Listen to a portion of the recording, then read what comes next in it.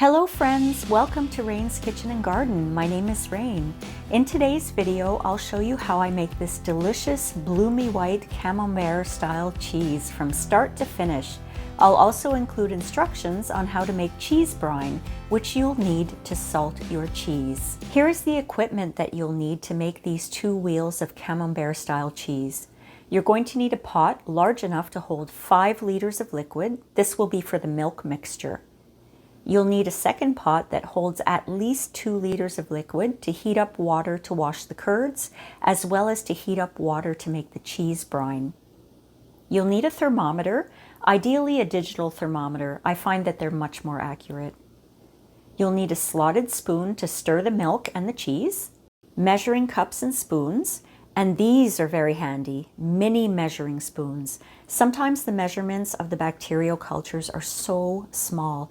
For example, 1/64th of a teaspoon. That's nearly impossible to measure on a regular sized measuring spoon, so these mini ones come in really handy. You'll need a heating pad or a source of heat because your milk is going to sit on the counter for 5+ hours and you have to keep the temperature holding at 95 degrees Fahrenheit. I used to put the pot in a sink with a small amount of hot water in the base of the sink and that really worked, but I had a double sink back then. Now I only have one, so I use the heating pad method and it works really well. You'll need a long, thin knife to cut the curds. It just needs to be long enough that it'll reach the bottom of your pot. This is just an icing knife that I got at the dollar store. A strainer and a ladle come in handy to remove the whey from the curds. You'll need molds for the cheese. These are called Camembert hoops. They don't have a top or a bottom. They're also used for brie cheese as well, and they are a must to make your cheeses. Having a bunch of these plastic pieces is a good idea because when we flip the cheese, we'll want to use more for the other side of the hoop, but I'll show you this as we get into it. You'll need a setup to hold the hoops when they're draining, and what I do is I use my roasting pan with something flat on top to put the hoops on, and on top of the flat surface I have these food grade plastic mesh pieces that I mentioned before, and I put those directly under the hoops to make sure the curds stay in place. And if you're like me and you have sneaky pets around the house, especially cats, having these plate covers are vital. Also a locked cabinet because you'll be air drying the cheese wheels for 24 hours at room temperature, and they work well to keep dust off your cheese wheels as well. I think I got these at the dollar store. You're going to need a ripening box. This is where your wheels of Camembert-style cheese will sit for 2 to 3 weeks while they develop the bloomy white mold and they develop their texture and their flavors.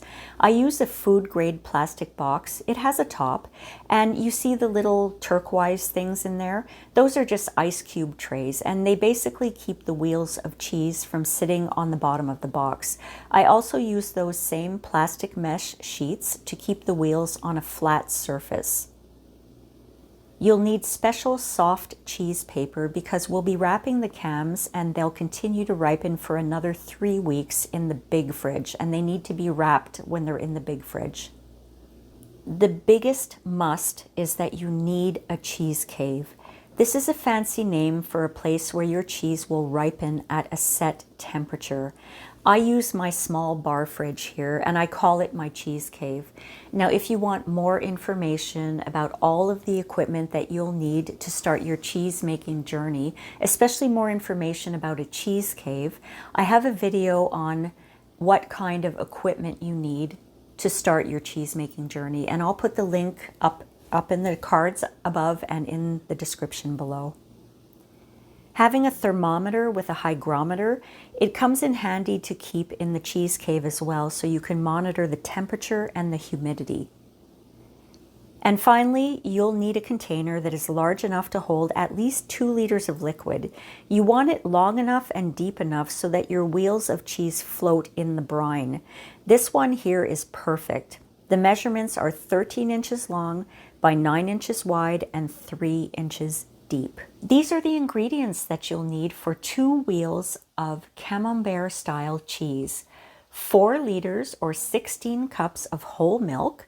Don't use UHT or ultra high temperature processed milk because your curd will not form and your cheese will not work out.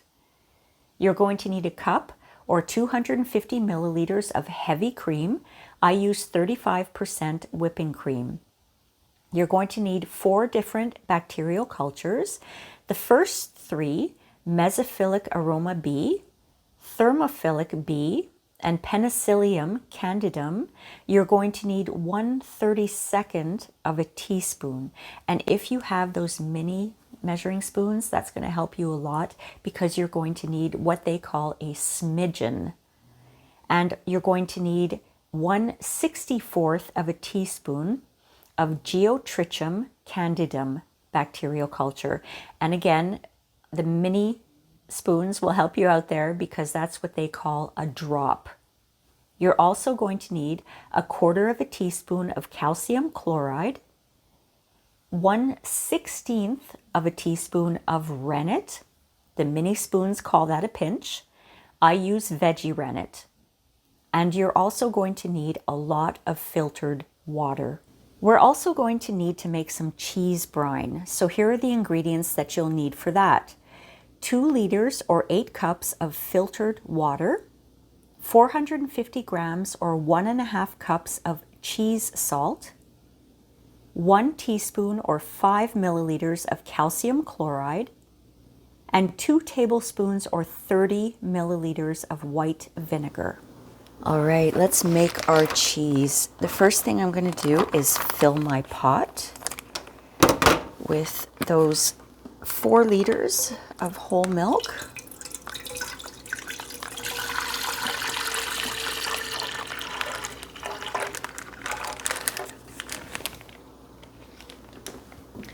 It is early in the morning here.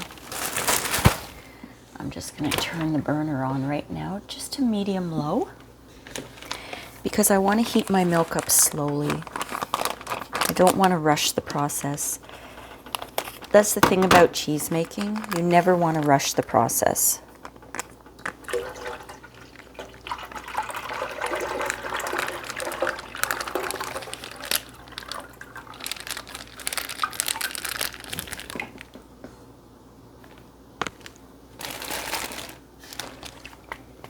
I can't wait to start making cheese again. I took some time off of my cheese making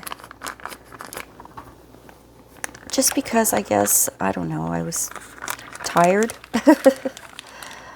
Very tired. Because it's, I guess you could call it work. I don't like to call it work, but it does take up a lot of time. So you want to make sure you have time for all this, you know. Now I'm going to add the 1 cup of heavy cream, which I'm using whipped cream. That's going to give the Camembert a nice creamy taste to it.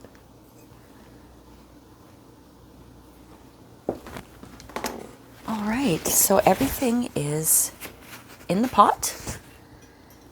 I'm going to slowly bring this milk mixture up to 95 degrees Fahrenheit. That's 35 degrees Celsius. And I'm going to mix it quite often with my slotted spoon. So I'll put the thermometer in there. A digital thermometer is best because I find it's much more accurate. Just let me get it all secured in here. And I like to go by Fahrenheit. So I'll put this hopefully where you can see it. Can you see it? There we go. So we can see the temperature right now. It's got a long way to go. It's 45 degrees Fahrenheit right now because I just took it out of the fridge, so it's quite cold. So it may take about 20 minutes to heat up. When I make my Jarlsberg cheese, that's a Norwegian Swiss style cheese. It's really nice, kind of got a little bit of a sweet taste to it. It's got the holes, they call them the eyes. It's really good, but it takes, I think it's 10.5 or 11 liters of milk. I have a really big pot for that, and it takes 45 minutes to heat up. So this will take about 20 minutes, and I'm going to keep an eye on it.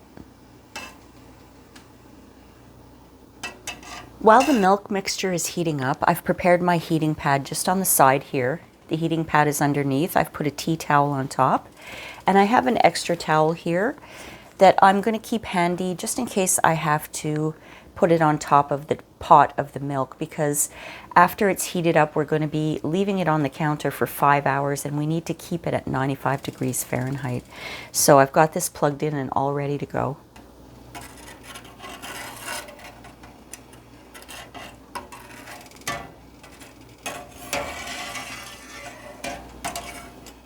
It's been about 12 minutes right now, and my milk has reached 90 degrees Fahrenheit. Remember, our target is 95, and it's important to stir often because you want the milk to heat evenly, and you don't want it to burn the bottom of the pot. I'm at 91. At this point, it's going to rise a little quicker than it did at the beginning. Now, my target, like I said, is 95. If it goes up to 96 or 97, that's okay, but I don't want it to go higher. So we're at 93 right now. I don't want it lower than 95, because though it's going to be sitting on the heating pad, it'll lose its heat over the 5 hours where it's going to be sitting and resting and developing. So we're at 95 right now. I'm going to let that sit on the stove with the burner off just for about 5 seconds, 10 seconds or so. Well, okay, we're at 97. Well, it was at 97. It's back down to 95. That's why it's crucial. You have to really babysit this, because you don't want, if the milk is higher, okay, it's at 97, so I'm going to stop right now and I'm going to transfer it to my heating pad. So I've got the milk sitting on my heating pad. I don't have the heating pad on right now because, as you can see, it's at 97 degrees Fahrenheit. So I don't want it to get hotter at this point, because if it gets hotter, it might kill some of the bacterial cultures that aren't meant to be used for very hot milk. So I'm going to start adding my cultures, and I've got my mesophile aroma type B here, and it calls for 1/32 of a teaspoon. And like I told you, some of these recipes, they call for very small amounts. So that's why I have these mini measuring spoons. And 1/32 of a teaspoon is also called a smidgen. That's what it's called on the spoon. So I'm just adding that. And I'm going to just wipe it off. I've got my paper towel. It's got vinegar on it, so I've got it nice and sterilized, because I need to use the smidgen for the next two. This one is a thermophile type B. Another smidgen goes in. And I'll wipe it off again with the vinegar soaked paper towel, because I don't want to mix up my cultures. This is the penicillin candidum. It's also called PC neige. So I'm just going to open that up. This is going to give the camembert a nice bloomy white rind, I guess. And now for the Geo. These names, Geotrichum candidum. That's Geo 15. This one is 1/64 of a teaspoon, which actually is, on these mini spoons, it's called a drop. And my temperature has dropped as I take a drop of this culture. Has dropped to 95 degrees. But what I want to do right now is I want to just let the cultures sit for about 5 minutes. I'm not going to stir just yet. I'm just going to let them sit for 5 minutes and let them kind of rehydrate.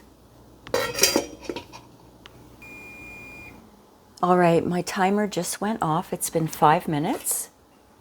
So I'm going to stir everything up for 2 minutes. I'm going to set my timer for 2 minutes and just stir, because I want to make sure all of those bits of bacterial culture get stirred very, very well into the milk so that it develops nicely. Because each bacterial culture has its own job, right? One might be for texture, one might be for flavor, one might be for color, one might be for, you know, like I said, the piscinage is for the bloomy white. So we want to make sure that's stirred very well. I've got my heating pad on low right now. You're going to have to play around with it because it'll depend on the temperature of your kitchen and the thickness of your pot, because the milk will hold its temperature quite well for a long time. But you don't want it to dip below, say, 93 degrees Fahrenheit. I would say the range for me that's okay is 93 to 97 Fahrenheit. Ideally 95 the whole time. I want to show you something that I learned. If you go up and down like this with your slotted spoon, this is called the cheesemaker's stir. I read that in a cheese making book. So I like to do that.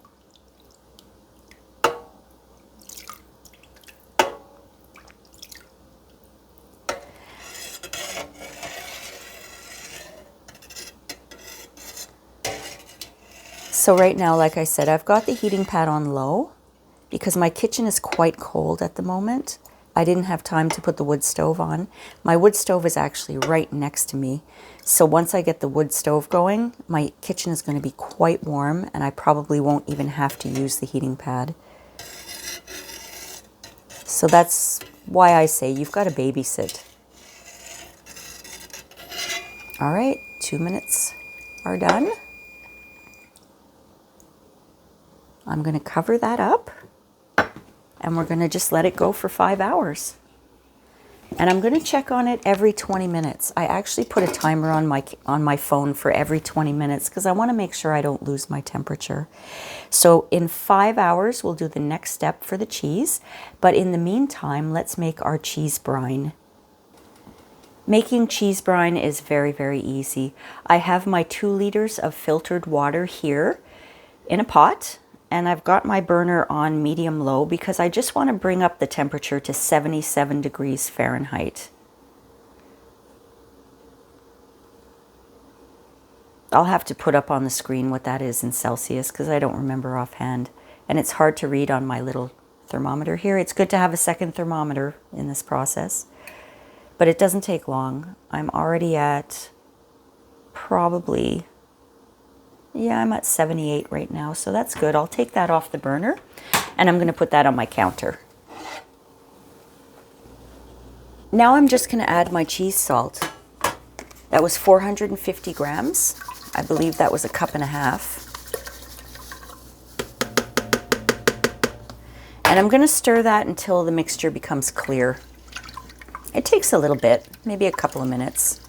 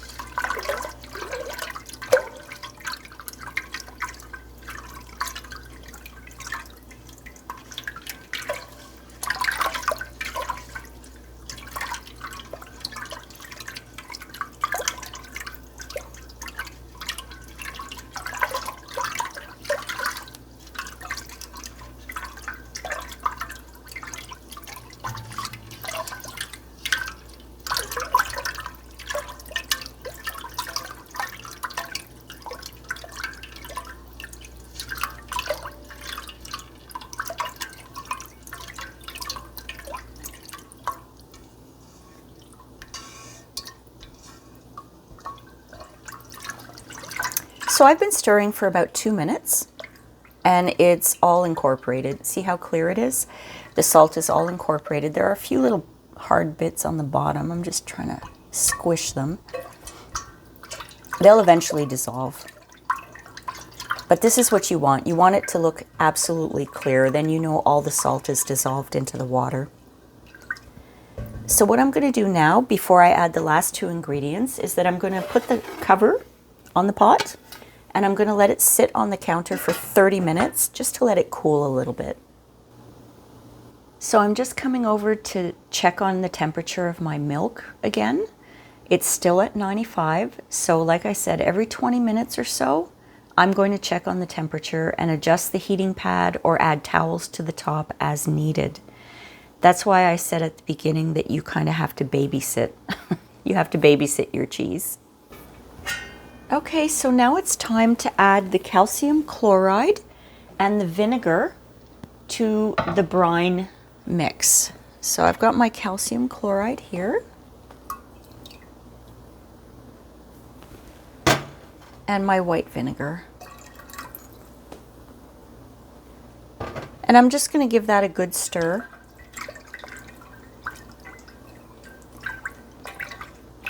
When you make your cheese brine, you can keep it a long time. You can keep it months and reuse it for many different cheeses. You don't have to make a brine every time you start a cheese recipe. You just store it in your cheese cave or in your regular fridge if you're not using it for a while. But you want it to stay at about 10 degrees to 13 degrees Celsius. So the cheese cave is the perfect place to store it. Now, if you really want to check if you have a good ratio of salt to water, I heard about a trick and I've used it before. You take an egg, a raw egg, but don't open it. You put the whole egg into the brine, and if it floats, then you've got a good salt to water ratio. If it doesn't float, you might need more salt. I'm allergic to egg yolks, so I never have eggs in the house anymore. I have egg whites, but they're liquid, so clearly that will not work. But I've made this brine so many times that I know that it's fine the way it is. So everything's stirred very well. I'm going to transfer it to a container and put it in my cheese cave.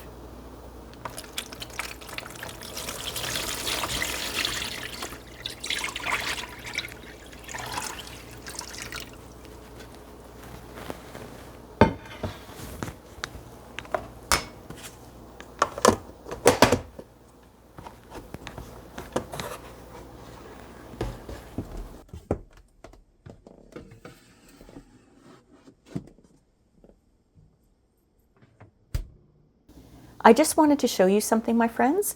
My milk has been sitting on the counter or on top of the heating pad for 3 hours now. And you might notice that it's gone down to 93 degrees Fahrenheit.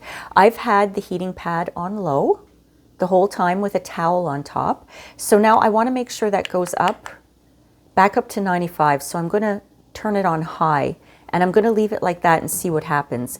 Because I've noticed that my cheeses are not as successful if they go below 93 degrees Fahrenheit or above 97.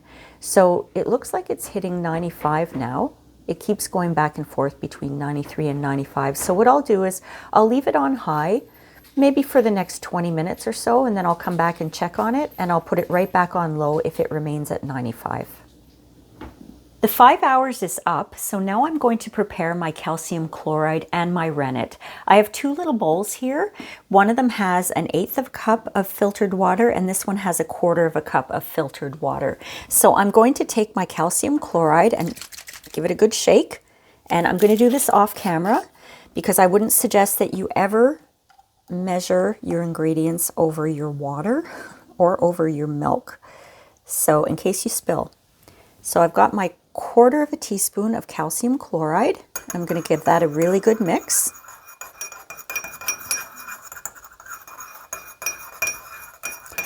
And I'm going to do the same thing with the rennet. Now the rennet requires a pinch. That's a pinch. It's upside down, but it says pinch. And basically that is 1/16 of a teaspoon. Just shaking up the rennet. That's why I decided to buy these mini measuring spoons, because it's just so much easier than trying to, 1/16 of a teaspoon is 1/2 of a teaspoon. And oh my goodness, it was hard. It was hard figuring all that out. So there's my rennet. Mix that in really, really well.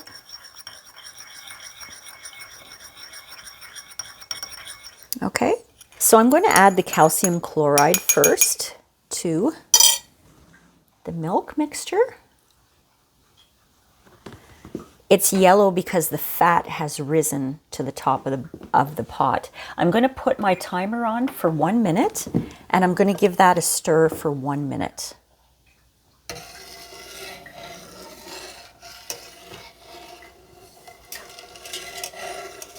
I'm going to take the thermometer out just for now while I'm stirring. But we're still trying to keep the thermometer temperature to 95 degrees Fahrenheit.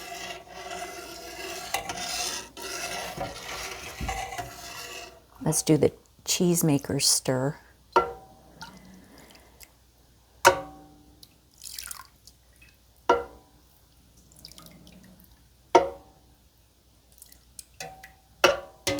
Make sure it's all really, really mixed in well. The calcium chloride will help the curd form because the milk has been pasteurized, and it kills the calcium in the milk when it's pasteurized, and that makes for hard curd formation if you're making cheese without calcium chloride added. Okay, now I'm going to add the rennet. I'll set my timer for another minute, and in goes the rennet. The rennet is for coagulation. It's going to help the cheese curd form. And you always want to dilute your rennet. Oh my goodness, the first time I made cheese, I didn't dilute it. And I had tablets. It wasn't a liquid rennet. And I just tossed the tablet in there. I had no clue. And of course, my cheese curd did not form because the rennet wasn't diluted and it didn't get mixed in properly. So I was all, distraught. I didn't give up though. I just did more research and I learned. You have to learn the hard way sometimes, and I'm very, very good at that. And we don't want to stir more than a minute because we don't want to, we want the rennet to start working, to start forming the cheese curds. So we don't want to disturb it too much. All right. So now we are going to cover this and let it sit undisturbed for 30 minutes. Now we want to leave it undisturbed because right now the rennet is doing its magic and it's forming the cheese curd. If we jostle it around, the curd might not form very well. So I'm going to put my timer on for 30 minutes. I'm going to put my thermometer back in there actually, because I want to keep that at 95. And it looks like it's currently at 93, so I'm going to put the towel back on and turn this up. I had it off because it was on at it was at 97. So I'll put it on medium or on high until it reaches 95, and then I'll turn it down to low. So 30 minutes, my friends. All right, the timer went off. So now what we're going to do is check for a clean break. We're going to check to see if our curd has formed the way we want it to form. So that's why we take our flat knife, and I'll show you what a clean break looks like. I'm just cutting into the curd. I already know it's fine. And then I'm going to lift it up a little bit, and you see that? The curd has formed. If it all fell apart, then it's not ready yet. So you would have to leave it maybe for another 10 or 15 minutes. And if you come in at this point and there's nothing formed at all, then something went wrong along the process, or maybe your rennet has expired. So I'm ready to continue the process. What I'm going to do is I am going to cut the curds into about 1/2-inch cubes. So the way I do it is this way. I just go along the whole thing in a checkerboard design. That looks more like 1 inch. I have to make sure I get 1/2 inch cubes here.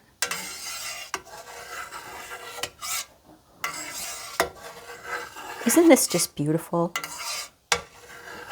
I love how you can just take some milk and some bacterial culture, some rennet, calcium chloride, and you can turn it into cheese that you make at home.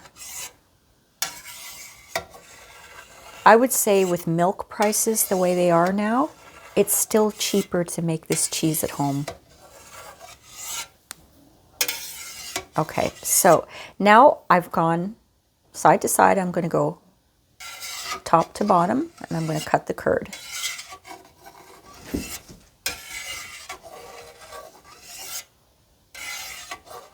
I think these are approximately 1/2 inch.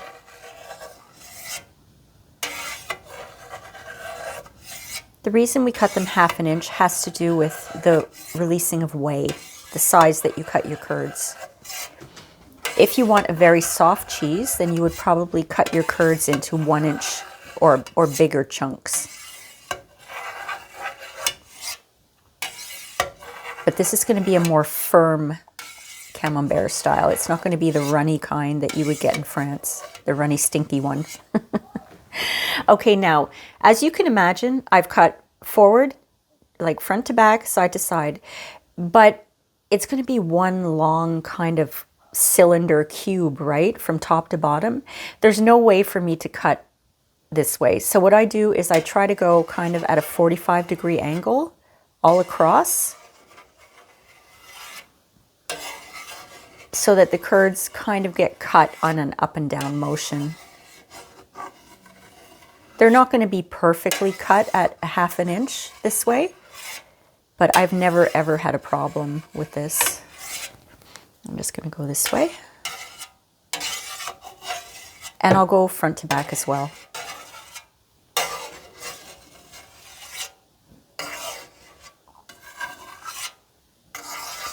You can really see how nice the cubes are. I love this cheese. This recipe is a success every time. I've never had a problem with it. The only time I've had a problem with it is when I made an experiment. I'm just going to go diagonally as well, okay? I tried to make cheese with lactose-free milk because I wanted to see if I could make a lactose-free cheese. But I bought the lactose-free milk, and the problem was it was ultra-high temperature processed. So it definitely didn't work, and I had a big pot of sour milk in front of me. All right, so I've cut the curds. So we still have to keep our curds and whey now. It's not our milk anymore. Our curds and whey at 95 degrees Celsius or Fahrenheit. As you can see, it's at 91 right now because as we were cutting it, it released some of that heat. So I'm going to put the top back on, and I'm going to put the towel back on top. Turn my heating pad up to high. And we're going to let that sit for 10 minutes. Our curds have rested for the last 10 minutes. So what we're going to do is start the process of helping the curds to release whey. So I'm going to show you what we're going to do. And we're going to do this 3 times. We're going to stir for a minute, and then we're going to cover and let rest for 10 minutes. So in total, we'll be stirring 3 times, and the total rest time will be 30 minutes. Okay, so I'm going to start my timer for a minute, and I'm going to stir just very gently. Let me take this out.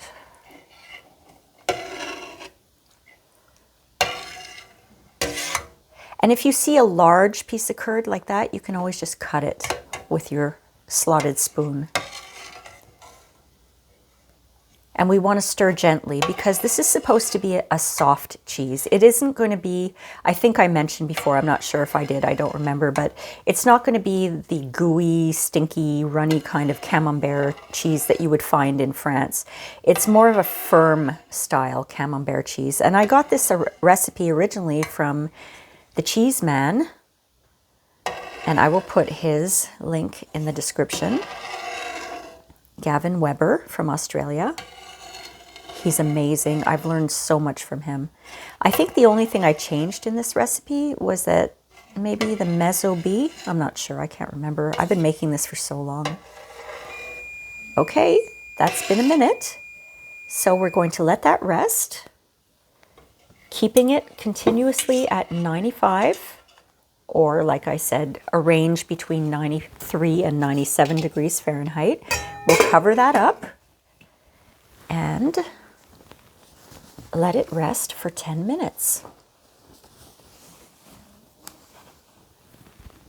Okay, this is stir number 2 as we help those curds to release their whey. I'm going to put my timer on for a minute and we're going to stir again. Let me take this out. I always forget to take this out. Now this cheese is very easy when it comes to stirring. I remember making a Parmesan. I had to stir it for 1 hour. 1 hour as I slowly brought the temperature of the cheese curds from 100 Fahrenheit to 124. That was grueling on my arm and I was so bored. But it needed that to release all the whey because Parmesan is a very hard cheese, right? So it really needed to release the whey, but slowly to make sure that it wasn't completely dried up and would fall apart, right? So the next time I made any cheese that I had to stir for more than 10 minutes, I brought my laptop out and I always watched a TV show or two, just so I didn't get bored. I love cheese making, but the stirring isn't my favorite part. Okay, so that's 1 minute. We'll cover that and we'll keep that at 95 for another 10 minutes. And then the last little bit of stirring will be done. Okay, so we are at the last of the 1 minute stirs to help the whey release from the curd. Let me set my timer and we'll give that another gentle stir for 1 minute.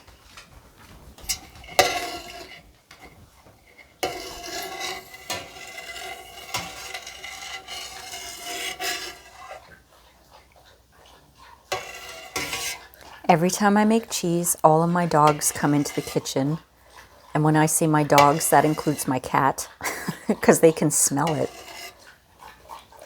One of them's drinking water right now. You can probably hear that in the background.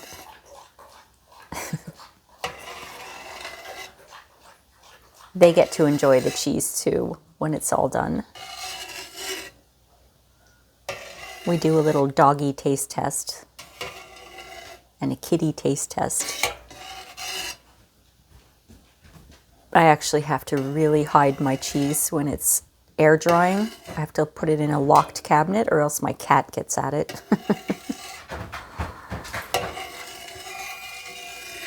Okay, now we're going to let that rest for the final 10 minutes. As I've said, trying to keep that at between 93 and 97 Fahrenheit, ideally at 95. Okay, my friends, we are now at the stage where we will wash the curds. So at this point, we no longer have to worry about monitoring the temperature. So I'm going to remove the thermometer and we're going to leave that on the side. Now we have to remove 1.5 liters of whey. And I'm going to show you a little trick here. I'm going to put the whey inside this bowl. I've put a piece of masking tape here and I measured. So when the whey reaches the level of the bottom of the masking tape, I know it's 1.5 liters. So that's a little trick. That saves you from having to measure as you go. And the easiest way that I've found to do this is with a strainer and a ladle. So I'm going to go ahead and start removing the 1.5 liters of whey, because I don't want to remove the curds. I want to keep the curds because the curds become our cheese.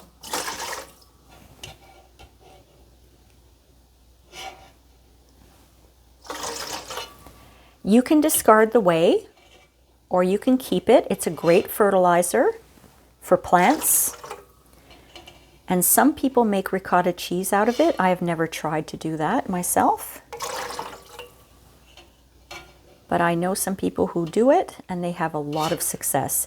Now there is going to be some little bits of curd that get discarded with the whey, but you just definitely don't want to have big chunks.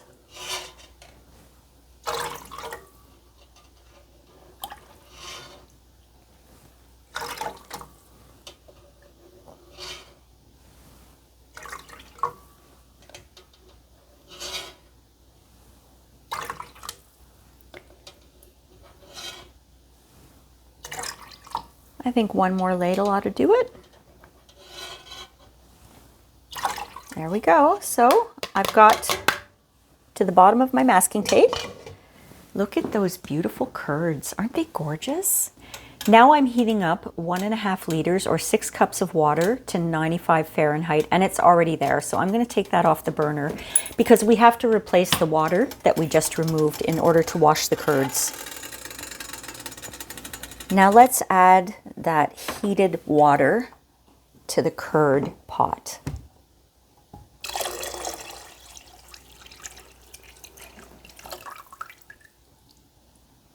There we go.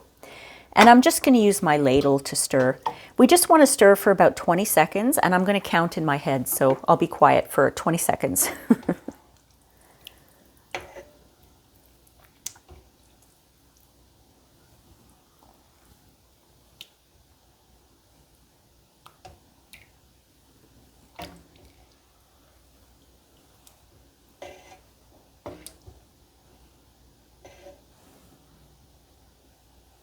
"18 banana, 19 banana, 20 banana." There we go. 20 seconds. So now I'm going to cover my pot and I'm just going to let it sit for 10 minutes. Okay, the next step is to continue stirring. We're going to stir for 1 minute. I'm going to set my timer and I'm just going to use my ladle because it's here. The reason why we stir so much and then let the curds rest so much is to help them release the whey very slowly. Because as I mentioned, this is supposed to be a creamier version, not like a hard cheddar cheese or a Parmesan. We want a nice kind of creamy cheese. So we want to slowly release the whey. And we wash the curds by adding water and removing the whey, because it helps to give it a nicer, less sour flavor. I just love making cheese. I love it. Stirring like this, not for an hour, but for 1 minute, it's very meditative. It's very nice.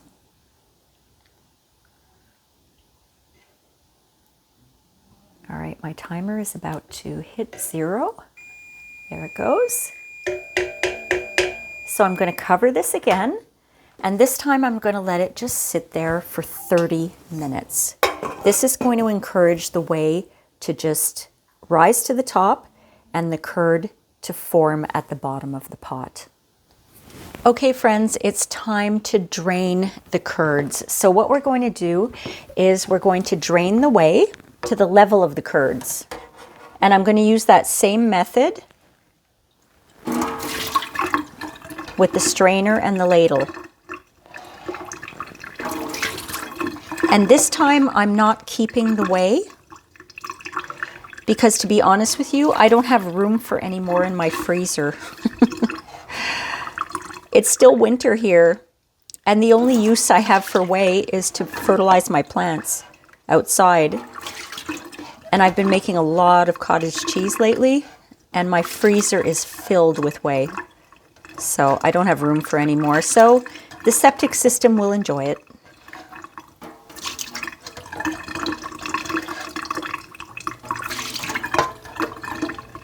All right, so we are at the level of the whey now. We can, a level of the curds, I should say. I don't know if I said that before. We have to drain the whey to the level of the curds. I may have said it in reverse, but we are at the level of the curds now. We can see the curds, so we'll move on to the next step. All right, friends, we're at the point where we are going to fill our cam hoops with our curd cheese. Very exciting. I'm going to do this over the sink. Like I said, I'm not keeping the whey at this point, so I'm going to do it over the sink so that it all drains in the sink. So I'm going to show you my setup. First, I have this Corningware dish that I'm just putting in the sink for height because I want you to be able to see everything that's going on. And next, I have my roasting pan. And I'm going to make sure that's really stable. Okay, that's very stable. So the next thing that I'll put on, sorry for my arm in front of the camera, is just a little baking pan because I need a flat surface, okay? And remember those plastic mesh pieces that I had? I've got 2 here. And then I'm going to put the cam hoops on top of the plastic mesh. Now the whole idea that I have here is so that things drain properly. If I didn't have the plastic mesh, for example here, I put the hoop on it. Well, it's kind of sitting on that flat surface, so it doesn't really have anywhere to go, and the whey is not going to drain very well. So I want to put that plastic mesh there, even if it's just a millimeter high. It's going to give it an opportunity to drain through the bottom, okay? So at this point, we are going to fill our hoops with the curd. And I'm going to try to do it as evenly as possible because I want to have even wheels. And we do this very gently. There's no rush to do this. You don't want to pour. And I have to tell you, friends, for camera's sake, I'm doing it with my left hand and it feels really weird because I'm a righty. Because I don't want my arm in front of the camera. You see how it's already starting to drain through? It's going to drain all the way down, and when my roasting pan gets full, it's going to drain into the sink. I'm going to have to go righty, friends. I'm going to have to use my right hand. So I will try my best not to go right in front of the camera, like I am right now.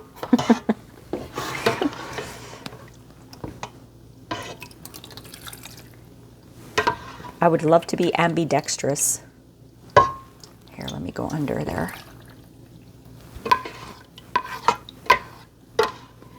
And it looks like a lot. It looks like it's right at the top. But what's going to happen as it drains is that it's going to flatten down. Because these wheels aren't very big. If you know what a Camembert cheese looks like, you know that they're not very tall, I should say. Okay, we're almost at the end there. Now I can pour because I only have a little bit left. And I think this one, I'll try to even it out between both of them.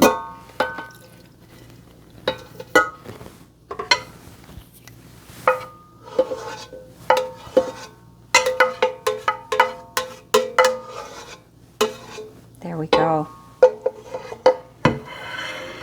Now what I'm going to do is I'm going to put another piece of plastic mesh on top because I want to make sure there's a little piece of curd there. Let's get that in the hoop. I want to make sure that nothing, no dust, anything gets in there. You know, if it's summertime and you're making cheese, sometimes you have flies in the house. It happens. I have 5 dogs. I have a cat. Hair is everywhere. So if I put the plastic mesh over it, then it's pretty safe from anything that goes into it. So at this point, I'm going to let it drain for 1 hour. Okay, friends, now we start the flipping process. We're going to be flipping these, I think, 4 times in total. This is the first flip. Now, this takes some confidence. The first time I did this, I was terrified. I really, really was, because I was afraid I was going to drop everything. But just be confident and be careful and go slow. So what I have here is the plastic mesh on the top.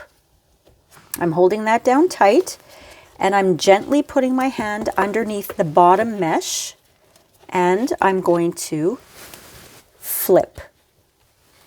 There we go. I flipped it, and I'm just going to give it a bit of a shake so that it goes down. Okay, so now this one is on the plastic mesh on the bottom, and I'll keep the other plastic mesh on top for the next time I flip. Do you see what I mean? So I'll do it with this one here. Let's get that flipped over. I'm holding things really tight because I don't want anything to fall out. There we go. And I'll show you a little bit of a close-up of what they look like. Let me take this off, and I'll just take my gloves off, and I'll move the camera so that you can see what it looks like close up. So you see how that looks? They've started to really flatten out already. So this is going to stay flipped like this for 90 minutes, and then we're going to come back and flip them again. All right, so this is the second of the 4 times we're going to flip the cheeses. So I showed you last time how to do it, how to be careful doing it, and I'm going to flip again. There we go. Give it a little shake so that it stays on the bottom. Okay. And now this one.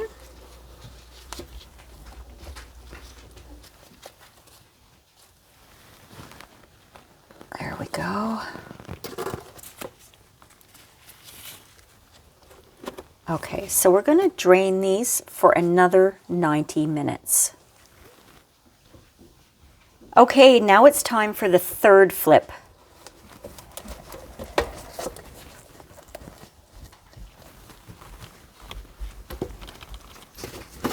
Oops.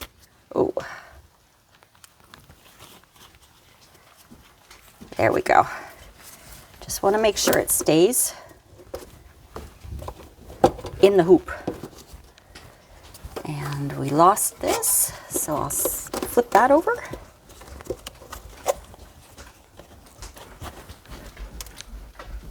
That one flipped over really well. Look at that. Isn't that gorgeous? So now we let it drain for 2 hours. Well, my friends, we are at the final step for day 1. We're going to do our 4th and final flip of the cheese, and then the cheese will rest for 12 hours. So here I go. I've actually moved my setup from the sink because, well, for 2 reasons. First, I needed my sink. And second, my cat can easily get at my sink, and he loves this cheese. He just loves the smell of it. So I found out the hard way one time. I woke up and he had already munched through it. So it was kind of, you know, it wasn't any good anymore. So I've learned my lesson, and now I've put it on top of my toaster oven here, and I'm going to barricade everything so he can't get at it. So there we go. I flipped the cheese, and I'm going to let it finish draining. There shouldn't be too much whey left, but it'll finish draining for the next 12 hours. And that's why I was talking about how important it is to time everything, to watch the entire video or to read the entire recipe if you have a recipe, because you don't want to be staying up until 3 in the morning waiting to flip your cheese for the final time that night. You know what I mean? So if you can figure out the timing, then you know what time to start. So we're going to leave this here overnight for 12 hours, and we shall see what it looks like in the morning. Well, my friends, my cheese made it through the night without my cat getting at it. So now I can move to the next step, which is brining the cheese. So I took my brine out of the cheese cave, the brine that I made yesterday, and I'm going to very carefully remove the hoops from the wheel. From the wheels, I should say, and place them into the brine. It's normal that sometimes you'll have a piece that falls off. You can just try to put it back on. It'll probably fall off anyway, but let's gently put this into the brine. And you see it floats. So I have a good salt ratio in there. I'm just gonna push it down so it gets completely covered and it'll pop back up. And I'll do the same with this one. Brining is great because it not only enhances the flavor of the cheese, it's got preservative qualities to it. And it helps the rind to form as well, because we want the rind to form so that it doesn't all fall apart. And it's good because it inhibits the growth of really unwanted or yucky bacteria that we simply do not want to have in our cheese. We want our cheese to be nice and healthy. So what I'm going to do is I'm going to cover this up, put it back in the cheese cave for an hour. Then I'm going to flip them and put them back in for another hour. So we're brining for a total of 2 hours, flipping halfway.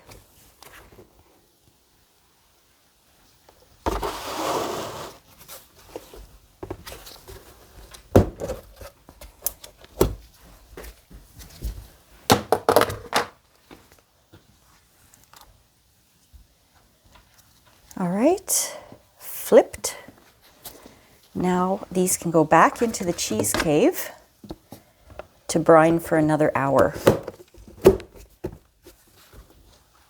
All right, let's put this in. And I'm going to show you something. The door is open, or it has been open, and can you see it's 10.2 degrees Celsius, which is fine. I want the cheese cave to be between 10 and 13 Celsius. But like I said, the door's been open, so it went up a degree, but it was at 9. So what I usually do, it's okay for the brine, but when it comes time for the cheese, then I usually just, I just put a couple of towels in there, or I'll put in some bottles of sparkling water just to store in there, because the more food you have in your fridge, the higher the temperature. And I want to make sure it's at a good temperature for the cheese to develop and ripen. So the next step after the 2-hour brine is to air dry the wheels, but first we need to pat them dry. So they're a lot more firm right now than they were before after sitting in the brine for 2 hours, but we still need to be quite gentle with them. So I'm just patting these dry.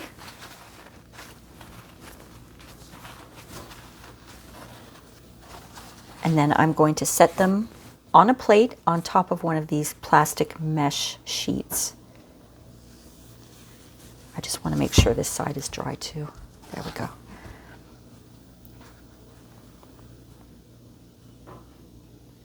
So that there's a little airflow underneath, you know.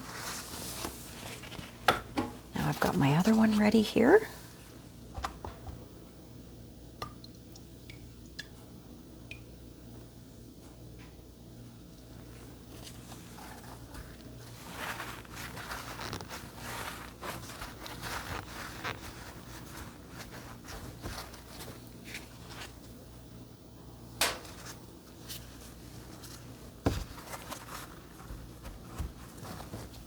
And onto the plastic mesh it goes. There we go. Now, as for the brine, at this point, what I'm going to do is I'm going to run this through my sieve, because I want to get the little bits of cheese out of there, but I'm going to keep the brined. I'm going to keep the brine because I will reuse it for sure. Let me move this out of the way. Remember at the beginning I showed you I had these plastic plate covers? Well, they have little holes in them. So I'm going to be putting these on top of the cheese wheels into a locked closet because I don't want my cat getting at them. And the holes are great because it's going to give it ventilation. It's going to help it to air dry. Now what we're going to do is we're going to air dry these for 24 hours.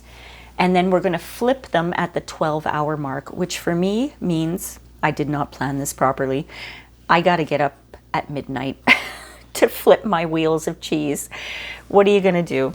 I mean, if I was going to go to bed at 11, I would probably flip them at the 11-hour mark and then just let them go, right? But I usually go to bed at 8, so I think it would be a little bit too early to flip them at the 8-hour mark. So I'm going to get up at midnight and I'm going to flip them, and then we'll come back to these tomorrow. The next step in our camembert making journey, my friends, is to put our cheese wheels into a ripening box and into the cheese cave for 14 days. Now, this is my homemade ripening box. It's just a plastic box that has a top, and I'm going to show you how I set it all up. I basically put, this is just a dollar store ice cube tray, and I put that in first. This is to give it height, but also you're going to see that it's going to give it a lot of airflow. You'll see when it comes together. And then I put this plastic mesh sheet on top. Again, the cheese is going to sit on top of here, and there's going to be a lot of airflow. So I've got my wheels here, and I'm going to put them on top. Don't they look gorgeous? Oh, we lost a piece. That happens. There we go. So I should probably take that piece out if I can reach it. I can't reach it. Oh, I'm getting obsessed. There we go. All right, I got it. And then I've got this. This is just basically a piece of paper towel that I've soaked. It's not dripping soaked, but it's wet. And I'm going to put it in there. And then I cover this up. And that's my ripening box that's going to go into the cheese cave. Now, what we want to achieve with a ripening box is to have a specific humidity and temperature so that the cheese will continue to ripen and develop and create that rind that is the beautiful bloomy white mold rind around it. We want it to develop its delicious flavor and texture and fragrance and shape. So basically this is what we do. The little paper towel in there, that's going to give it some humidity. Basically, I'm going to be putting this in the cheese cave, and every 2 days I'm going to open it up. There's going to be condensation all over it from the little paper towel in there that's going to cause humidity. I have to wipe off the top and flip the cheeses and change the paper towel. That's basically how I have my workaround to keep these wheels of cheese humid enough to develop their bloomy white mold and to continue developing their delicious flavor and texture. So that's how I work around the humidity issue. Now, the cheese cave does have to stay at a temperature between 10 degrees and 13 degrees Celsius. So why don't I move this into my cheese cave?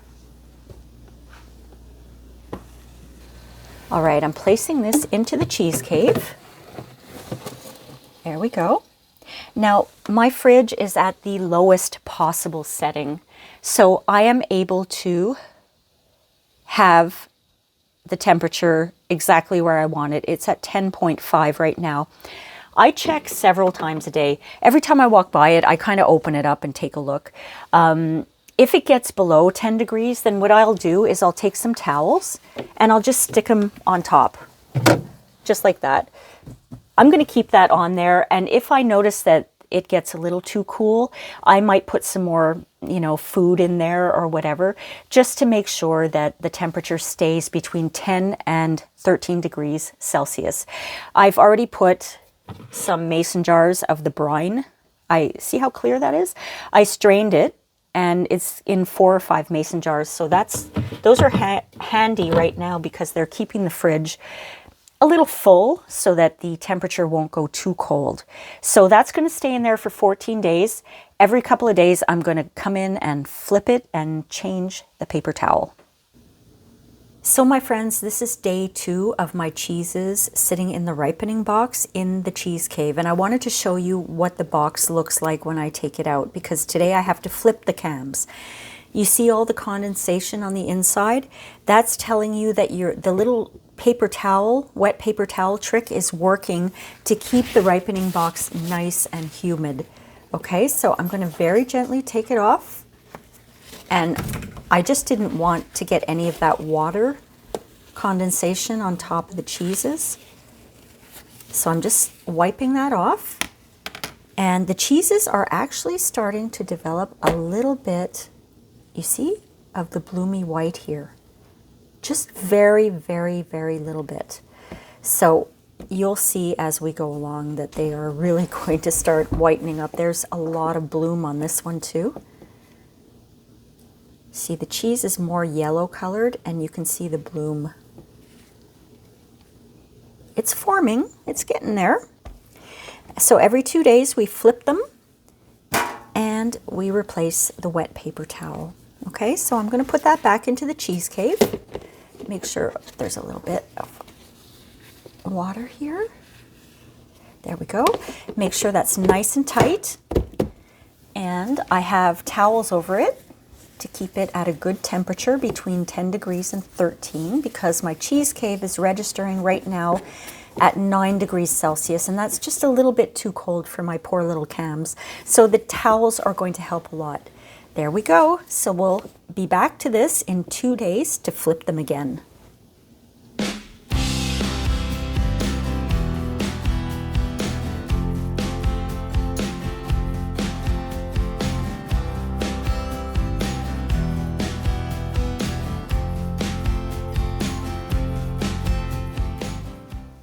Well, friends, my Camembert cheeses have been in the ripening box for 14 days, and look, they've developed that beautiful bloomy white mold. Now it's time to wrap them. Some of you may know that I actually have an injury on my left hand. I'm in a cast, so I have to do this with one hand, so I will try my best to wrap these. This is cheese wrap paper. It's 18 inches by 18 inches. It's very big for this little wheel, but if you're going to buy cheese paper, I suggest you buy the larger size and cut it if you need to, because the smaller size, I believe, is 10 by 10 inches, and it's too small for this when it comes down to it. So we're going to do, there's one side that's dull and there's one side that's shiny. So we're going to do shiny side out, and I'm just going to wrap my camemberts. And I do have a little bit of tape at the ready here, just some Scotch tape, to help things stay closed if I can.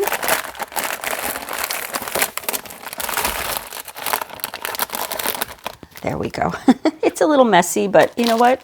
It's okay. As long as I seal it, not seal it, but as long as I wrap it well, it'll be fine. Usually I would cut this off here, but I'm having trouble with scissors these days.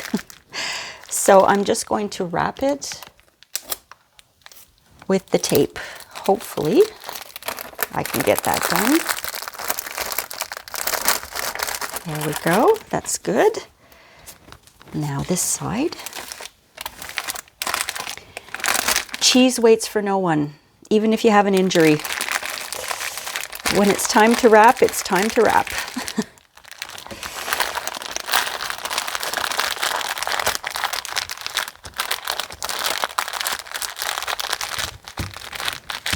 Usually I make this look a lot nicer, but like I said, I am injured, so I'm just doing my best here to keep it wrapped. This is special paper. It breathes so that the camembert can continue to ripen and develop and create its beautiful, delicious flavor and texture while it's in your big fridge for 3 weeks. Just tuck it somewhere safe for 3 weeks, and every other day you're just going to flip it. Okay, so this is going into the big fridge for 3 weeks. Every other day I'm going to flip it, and at the end of the 3 weeks I'm going to be able to cut it open and eat it. Oh, I can't wait. So I'm going to do the second wheel off camera since it's kind of difficult for me to do. Well, friends, my Camembert-style cheeses have been in my big fridge for the last 3 weeks, and every other day I just flip them like that, just to make sure that everything, you know, gets well distributed. So we're going to open it and see what happened. I still have a problem with my finger, so I just have a little finger cast so I can actually use my hand, which incredibly, we use our hands for a lot, my friends. Since I was unable to use my hand for, gosh, it's been over a month now, I really, really can't wait to get mobility back into it. Okay, here we go. Ooh, that's looking good. Hold on, let me just take this out of the wrapper. I'll try to do this with one hand. There's one of them. That looks nice. Let me get rid of the wrapper. And no, that's not for you, Benny. My dog is sniffing the wrapper. Let me open this one up. Hey, don't touch it, Benny. Don't touch. Hey, hey, hey. Don't touch that. Back up, back up.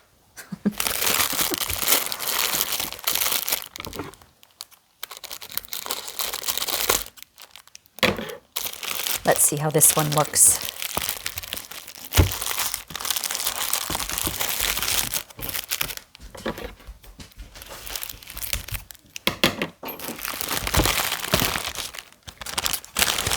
This is not easy to do with one hand. I'm so sorry, my friends.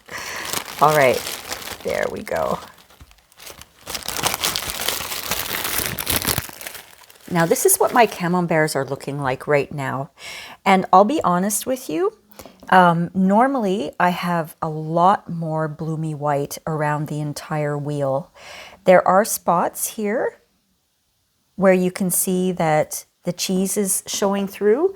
So I could have left these in the fridge a little longer, but I just wanted to try them. They're still going to be really, really good. So I'll put this one over here and I'll cut this one open. And let's see what it looks like inside. It should be nice and firm. And it's easier to cut because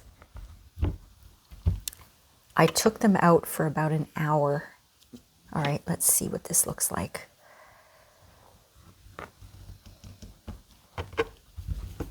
Oh, I think that's going to be nice.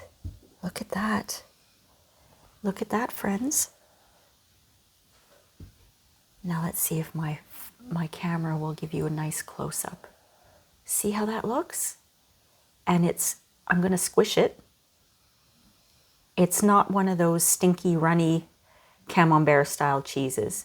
It's a nice, firm Camembert. Isn't that gorgeous? Okay, this is a definite success.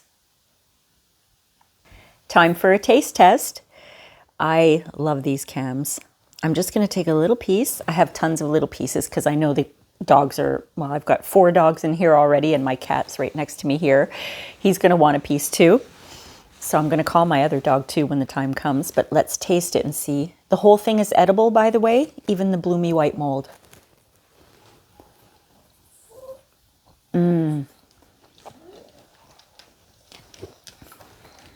That's really good. It's creamy, but it's firm. It has a slight tang to it. Oh, but it's good. What I used to do, I would take the whole wheel of one of my cams, wrap it in puff pastry, and bake it with a little bit of either raspberry or apricot jam on top. It was so good. I think I have a video, I can link that. But yeah, this is a definite success. Time to share the bounty. Lucy, you want some cams? Oh, Benny, back up. He's going to knock my tripod over. Come over this way. Over here. No, not that way. Okay, sit. Sit. Elephant? Raven, you little piglet. Okay, Benny. There you go. Miley, come over here. There you go. Yes, Oscar, I didn't forget you. Don't worry. I'll give him a small piece. Wait, you don't want it? There. There you go. And one for the chef.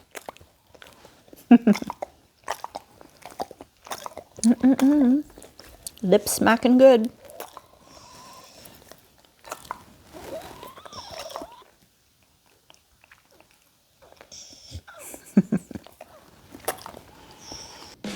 Thank you so much for watching, my friends. Don't forget to like and subscribe, and please hit the notification bell so you don't miss any new videos that I post. And please do share this with anyone you might think will enjoy it. And leave me a comment. I reply to all of them and I love your comments. Thanks again, and I'll see you next time on Rain's Kitchen and Garden. Bye!